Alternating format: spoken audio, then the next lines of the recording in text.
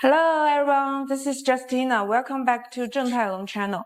Can you tell me the difference between the laser marking on these two parts? They are both created by using laser processing, but one only changed the surface, while the other actually removed the material.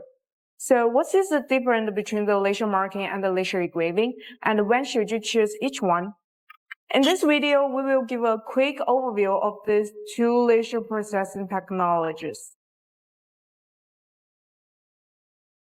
First, let's take a look at laser marking. Laser marking uses a relatively low-energy laser beam to interact with the material surface. It changes the surface reflectivity, oxidation state, or molecular structure of the material through high temperatures, creating permanent markings with different colors and contrasts. Since it mainly affects the micro-level surface layer and removes very little material, laser marking does not significantly change the part dimension or affect the structure integrity of the component. In contrast, laser engraving uses a high-energy density laser beam to remove material from the surface through melting and vaporization, creating recessed features with a certain depth. Therefore, laser engraving not only changes the surface appearance but also alters the physical structure of the material surface.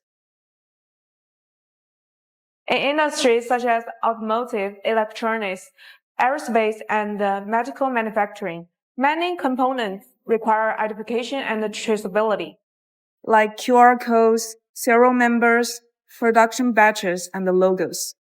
In this application, we typically use laser marking.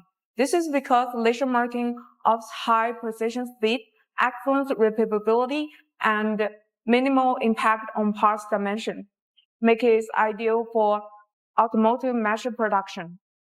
However, when parts are exposed to continual friction, high temperatures, cleaning processes, or corrosive environments, changing only the surface appearance may not be enough. For example, engine component, mold, and industry tools often require markings that can withstand harsh conditions. In these cases, laser engraving is a better option.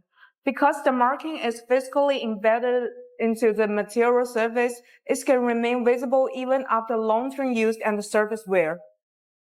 Beyond traceability, laser processing is also widely used for appearance customization.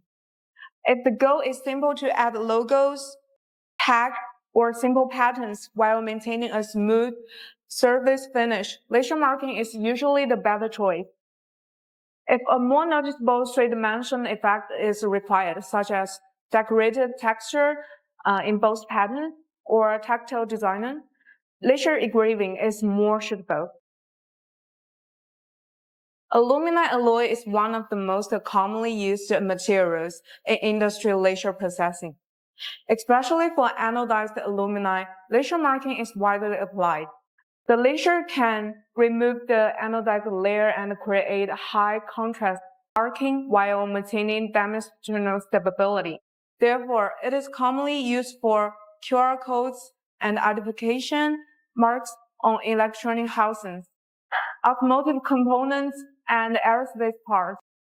For highly reflectivity materials such as copper and brass, laser processing becomes more challenging. This is because copper reflects a large amount of laser energy and high excellent thermal conductivity, require more precise control of laser power and scanning speed. As a result, these materials are often used for precision membrane, electronic connectors, and high accuracy component identification. So how should you choose the right process for your application? If your requirements include QR codes, logos, serial numbers, mass production, maintaining dimensional stability, laser marking is usually the better choice. If your requirements include long-term wear resistance, deep permanent identification, harsh operating environments, tactile or texture effects, laser engraving will be a better solution.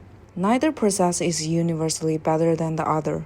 The right choice depends on the part's material, operating environment, and the final function requirements of the component. If you found this video helpful, please feel free to subscribe our channel.